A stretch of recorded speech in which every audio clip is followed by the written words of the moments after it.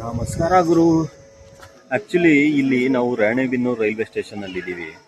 ಈ railway station ಅಲ್ಲಿ demolish ಮಾಡಿ ಎಲ್ಲ ಕಟ್ತಾ ಇದ್ದಾರೆ ನೋಡಿ, ತೋರಿಸ್ತೀನಿ. ಇಲ್ಲಿ ನೋಡಿ, ಎಲ್ಲ ಡೆಮಾಲಿಷ್ ಮಾಡಿ ಕಟ್ತಾ ಇದ್ದಾರೆ. ಇಲ್ಲಿ ಮೇಜರ್ ಸಮಸ್ಯೆ ಏನಾಗಿದೆ ಅಂತ ಅಂದ್ರೆ ರೆಸ್ಟ್ ರೂಮ್ನು ಡೆಮಾಲಿಷ್ ಮಾಡಿದಾರಂತೆ. ರೆಸ್ಟ್ ರೂಮ್ ಡೆಮಾಲಿಷ್ ಮಾಡಿ ಕಟ್ತಾ ಇದ್ರಂತೆ.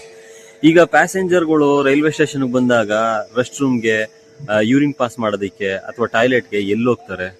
ಇದನ್ನ ಒಂಚೂರು ತಲೆಯಲ್ಲಿ ಹಿಡ್ಕೊಂಡು ಡೆಮಾಲಿಷ್ ಮಾಡಕ್ ಇನ್ ಮುಂಚೆ ಯೋಚನೆ ಮಾಡ್ಬೇಕು ತಾನೆ. ಸುಮ್ಮನೆ ಡೆಮಾಲಿಷ್ ಮಾಡಿದ್ದಾರೆ.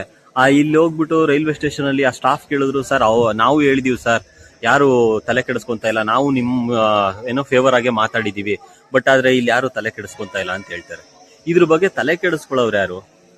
ಪ್ಯಾಸೆಂಜರ್ಗಳು ಎಮರ್ಜೆನ್ಸಿ ಅಂತ ಟಾಯ್ಲೆಟ್ ಹೋಗ್ಬೇಕು, ಎಲ್ಲಾರ ಹೋಗ್ಬೇಕು ಅಂತ ಅಂದ್ರೆ ಈ ತರ ಮಾಡ್ಬಿಟ್ರೆ ಎಲ್ಲಿಗೆ ಹೋಗ್ಬೇಕು? ಇಲ್ಲಿ ಬಿಟ್ಟು ಇಲ್ಲ ಅಂದ್ರೆ ಔಟ್ ಸೈಡ್ ಅಂದ್ರೆ ಎಲ್ಲಂದ್ರಲ್ಲಿ ಹೋಗ್ತಾರೆ. ಅವಾಗ ಗಲೀಜಾಗೋದು ರೈಲ್ವೆ ಸ್ಟೇಷನ್ ಅಲ್ವಾ? ಒಂಚೂರಾರ ತಲೆಯಲ್ಲಿ ಇರಬೇಕು. ಯಾರು ಟೆಂಡರ್ ತಗೊಂಡಿದ್ದಾರೆ, ಇದೇನ್ ಮಾಡ್ತಾ ಇದಾರೆ ಅಂತ ಅವ್ರಿಗಾರ ಅರ್ಥ ಆಗ್ತಾ ಇದೆಯೋ ಇಲ್ಲೋ ಗೊತ್ತಿಲ್ಲ.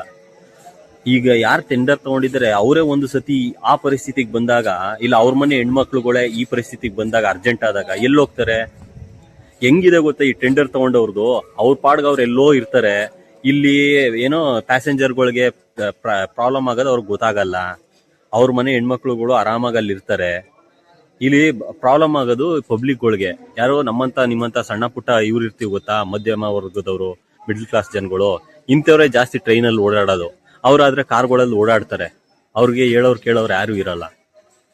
ಇದನ್ನ ರೈಲ್ವೆ ಮಿನಿಸ್ಟರ್ ಅಲ್ಲಿ, ನಮ್ಮ ಇವರು ಸ್ಟೇಟ್ ಗೌರ್ಮೆಂಟ್ ಅಲ್ಲಿ, ಇವ್ರು ಯಾರು ತಲೆ ಕೆಡಿಸ್ಕೊಳ್ಳಲ್ಲ. ಇವೆಲ್ಲ ಸಿಂಪಲ್ ಏನೋ ಸಿಂಪಲ್ ಮೂಲಭೂತ ಸೌಕರ್ಯಗಳು. ನೀವು ಒಂದು ಸ್ಟೇಷನ್ ಅಂತ ಮಾಡಿದಾಗ ಒಂದು ಏನೋ ಟಾಯ್ಲೆಟ್ ಇರಬೇಕು ಅನ್ನೋದು ಮಸ್ಟ್ ಅಂಡ್ ಶುಡ್.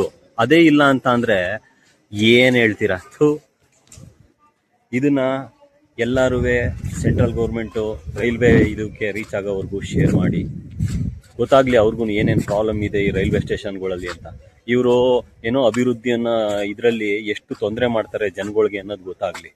ರೈಲ್ವೆ ಮಿನಿಸ್ಟರ್ಗೆ ಮತ್ತೆ ಸೆಂಟ್ರಲ್ ಗೌರ್ಮೆಂಟ್ಗೆ ಗೊತ್ತಾಗ್ಲಿ. ಅಲ್ಲಿವರೆಗೂ ಶೇರ್ ಮಾಡಿ. Thank you.